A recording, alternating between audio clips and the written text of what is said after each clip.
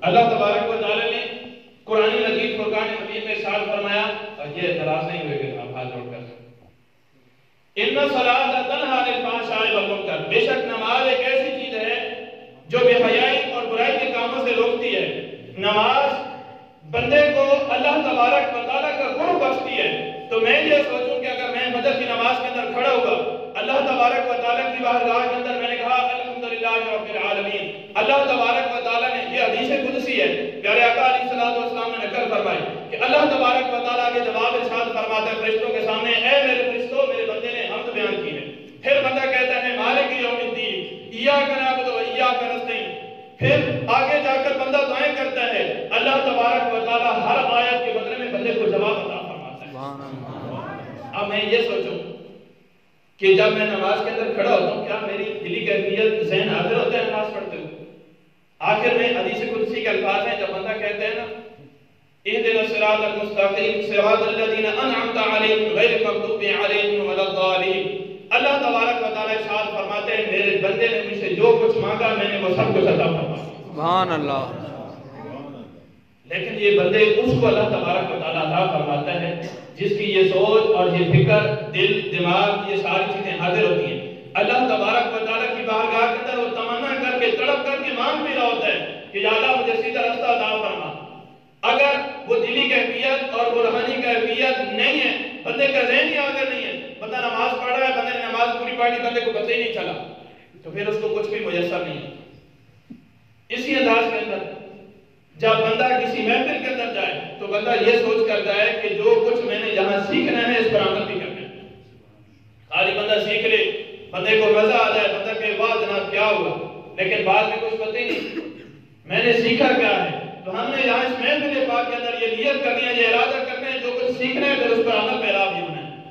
اللہ تبارک و تعالیٰ نے قرآن مجید فرقان حمید کے اندر ارشاد فرمایا جو بندہ بھی من عمل صالحا من ذکر او انثی، جو بندہ بھی اچھے اعمال کرتا ہے، چاہے وہ مرد ہے چاہے وہ عورت ہے، وَهُوَ مُؤْمِنٌ، اس حال میں کہ اس کا ایمان کامل ہے، فَلَنُحْيِيَنَّهُ حَيَاةً طَيِّبَةً، اللہ تبارک و تعالیٰ نے اس بندے سے وعدہ فرما دیا کہ ہم اسے حیات طیبہ عطا فرماتے ہیں، پاکیزہ زندگی عطا فرماتے ہیں. اور وہ پاکیزہ زندگی ایسی ہوتی ہے کہ دنیا کے اندر بھی پاکیزہ زندگی ہوتی ہے، اور جب یہاں سے چلے جاتے ہیں عالم برزخ کے اندر ہوتے ہیں، یا پھر بروز قیامت روز محشر جب کھڑے ہوں گے اس وقت بھی اللہ تبارک و تعالیٰ نے حیات طیبہ عطا فرمایا. وہ کیسے ہوتی ہے؟ پیر مہر علی شاہ صاحب کو ہم لے لیں. پیر مہر علی شاہ صاحب کی ساری زندگی میں ایک دفعہ ایسا ہوا کہ عشاء سے پہلے جو سنتیں غیر مقطع ہیں وہ قضا ہوئی. ساری زندگی کبھی بھی ایسا نہیں ہوا کہ سنت غیر مقطع بھی قضا ہوئی.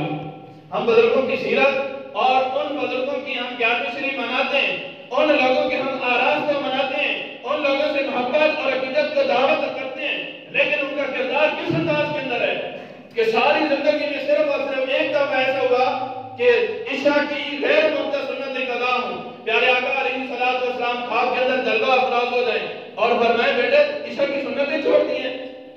اب اندازہ کریں ہم تو کتنی نمازیں بھی قضا کر دیتے ہیں. ہمارے ساتھ کبھی بھی ایسا نہیں ہوا.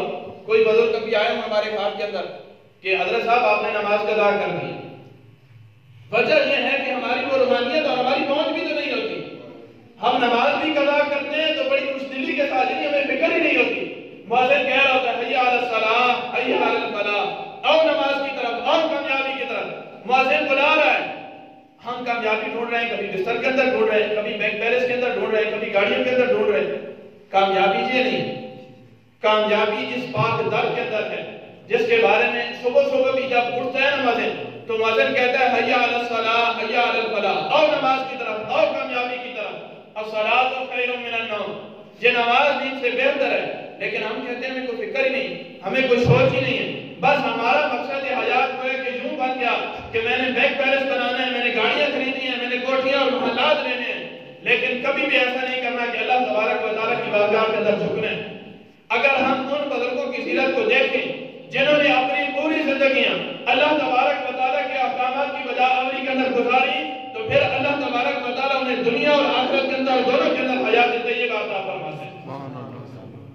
دنیا کے اندر کیسی زندگی عطا فرماتے ہیں؟ اللہ تبارک و تعالیٰ قرآن مجید فرقان حمید میں ارشاد فرماتا ہے ان الذین آمنوا وعملوا الصالحات سیجعل لهم الرحمن ودا. بے شک وہ لوگ جو ایمان لائے اچھے اعمال کیے، یا اللہ کیا جزا ہے؟ فرمایا دنیا کے اندر یہ جزا ہے سیجعل لهم الرحمن ودا، تمام مخلوق ان لوگوں سے محبت کرے گی. اگر ہم دادا علی حجویری سے محبت کرتے ہیں، دادا علی حجویری کو 900 سال سے اوپر ہو گئے اس دنیا سے گئے ہوئے، جس وقت میں جائیں، چاہے رات ہو چاہے دن ہو، جس وقت بھی جائیں، مزار شریف پر رش کم نہیں ہوگا.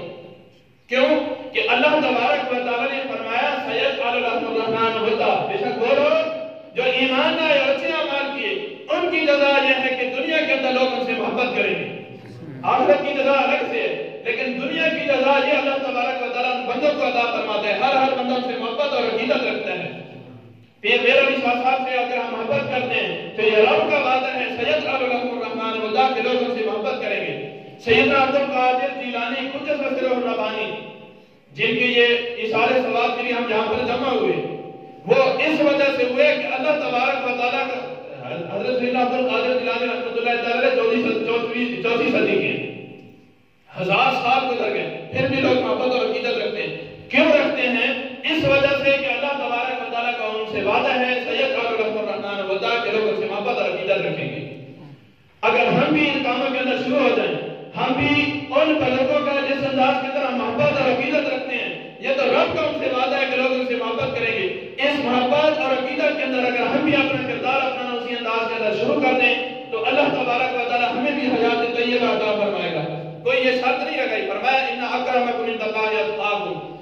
چاہے بندہ جس قوم جس قبیلے سے تعلق رکھتا ہے، کوئی بھی قید نہیں، بس یہ ہے کہ اللہ تبارک و تعالیٰ سے جو زیادہ ڈرتا ہے، جو اللہ تبارک و تعالیٰ کا خوف اپنے دل کے اندر زیادہ رکھتا ہے، اللہ تبارک و تعالیٰ اس بندے کو سب سے زیادہ پسند فرماتا ہے.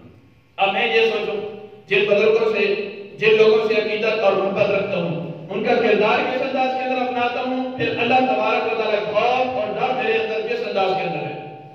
اللہ تبارک و تعالیٰ ساتھ فرماتا ہے جو دوسری آیت میں نے پڑھی تھی والعصر ان الانسان لفی خسر. اے محبوب تیرے زمانے کی قسم یا وقت اصل کی قسم یا نماز اصل کی قسم، ان الانسان لفی خسر، بے شک تمام انسان خسارے کے اندر ہے. بندے نے کہا یا اللہ آج کل تو وہ دور آ گیا، لوگ ہوا کے اندر اڑنا شروع ہو گئے، چاند تک پہنچنے کا دعویٰ کر دیا، لوگوں نے بینک بیلنس بنا دیا، گاڑیاں بنا دی، محلات لے لیے. ان الانسان لفی خسر کس انداز کے اندر ہے، کس انداز کے اندر بندہ گھاٹے کے اندر جا رہا ہے. فرمایا لوگوں گھاٹا اس وجہ سے نہیں کہ کوئی بندہ اوپر چلا جائے، وہ بینک بیلنس لے لے، محلات خرید لے اور وہ یہ سمجھے کہ میرا کوئی گھاٹا نہیں. گھاٹا یہ ہے کہ میں نے 10 قسم کے کھانے کھائے ہوں، 10 قسم کے کپڑے پہنے ہوں اور میرا پڑوسی بیمار ہو جائے، میرے پڑوسی کے بچے بھوکے رہ جائیں اور مجھے یہ احساس تک نہ ہو، مجھے یہ پتہ بھی نہ ہو کہ میرے پڑوسی کے بچوں نے کھانا کھایا بھی یا نہیں کھایا. فرمایا ان الانسان لفی خسر، انسان خسارے کے اندر ہے.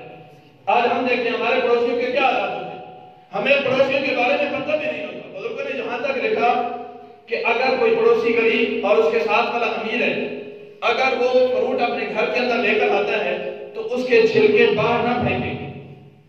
ایسا نہ ہو کہ جو پڑوسی کے بچے غریب ہیں، کہیں ایسا نہ ہو کہ ان کا دل رنجیدہ ہو جائے، وہ پریشان ہو جائے کہ ہمارا باہر غریب ہے، ہمیں فروٹ لا کر نہیں دے سکتا اور ساتھ والے پڑوسی کے بچے فروٹ کھا رہے. اتنا تک یہ پڑوسی کے حقوق ہیں.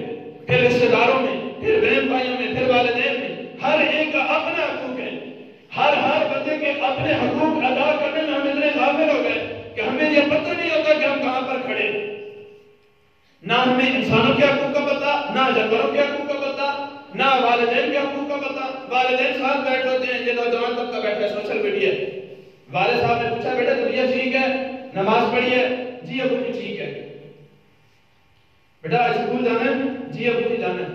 اب ابو دیکھ رہے ہیں بیٹے کے چہرے کو، دیکھ رہے ہیں کہ بیٹا مجھ سے بات کرے، میرے چہرے کی طرف دیکھے.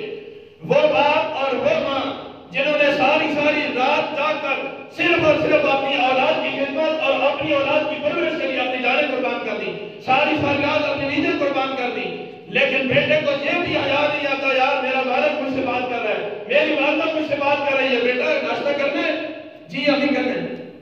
شاید میں امی کی طرف دیکھ ہی نہیں رہا اس کے چہرے کو، جس کے چہرے کو دیکھنا عبادت ہے۔